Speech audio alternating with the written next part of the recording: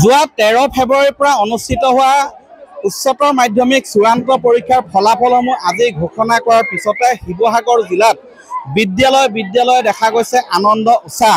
শিৱসাগৰ জিলাত কলা শাখাত উত্তীৰ্ণ হাৰ হ'ল 90.78% আৰু সেইদৰে বিজ্ঞান শাখাত উত্তীৰ্ণ হাৰ 97.13% আৰু বাণিজ্য শাখাত 89.54%।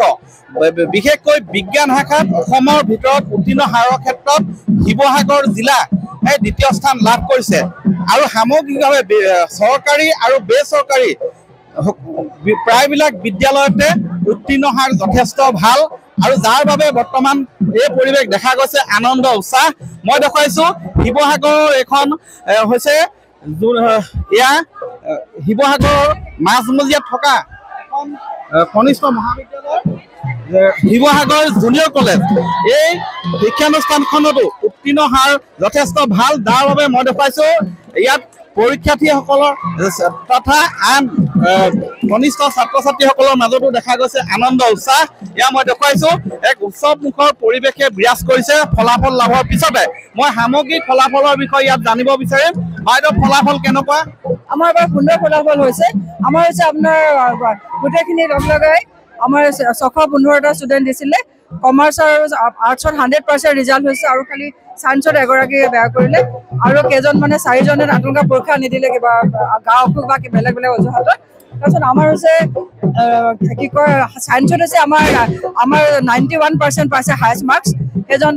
তেওঁৰ নাম হৈছে শ্ৰেয়া চেতিয়া আৰু দুজনে পাইছে আৰু বৰছ বৰছা। আৰু আৰ্টছত হৈছে 94% পাইছে তনুশ্ৰী ঠাকুৰীয়া আৰু কমাৰ্চত পাইছে 93.6। আৰু যদি আমাৰ এটা এডুকেশ্যনেল চিষ্টেমত যদি আমাৰ হেৰি থাকিলেহেঁতেন আপোনাৰ পজিশ্যনটো থাকিলেহেঁতেন তেতিয়াহ'লে আমাৰ আগৰ দৰে আমাৰ আৰ্টছৰ তনুশ্ৰী ঠাকুৰীয়া আৰু কমাৰ্চৰ পালক বাহেঁতে পজিশ্যন পালেহেঁতেন বুলি ভাবিছোঁ। তাৰপিছত আছে 3জন ষ্টুডেণ্টে আমাৰ জিঅ'লজি ভূবিজ্ঞান ছাবজেক্টত 100ৰ ভিতৰত 100 পাবলৈ সক্ষম হৈছে। তেওঁলোক হৈছে বাস্তৱ বৰা, দীক্ষিত ৰাজ মেধি আৰু স্বয়ম সাহা। এই সকলোবোৰ আমাৰ যি ভাল ফল পোৱাৰ কাৰণে আমাৰ শিক্ষকসকলে বহুত কষ্টৰ ফলত আমি পাইছোঁ। আমাৰ কলেজ এতিয়া আপোনাৰ 1 আগষ্টত হৈছে আমাৰ 25 বছৰ ভৰিত দিব। আমি প্ৰথমৰ পৰা আমি সুফল দেখা আছে ল'ৰা ছোৱালীবিলাকে, গতিকে আমি সকলো বহুত হেপী।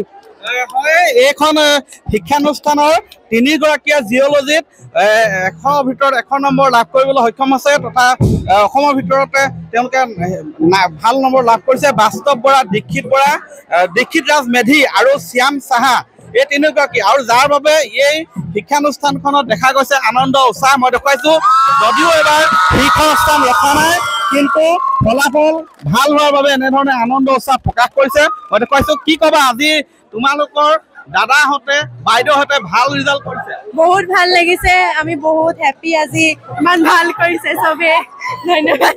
এইফালে দেখিছে ছাত্ৰসকলে ইয়াত ঢোল বজাই কাণত ঢোল লৈ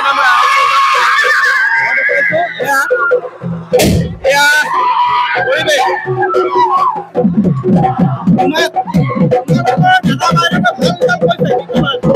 ভালে লাগিছে, ভাল লাগিছে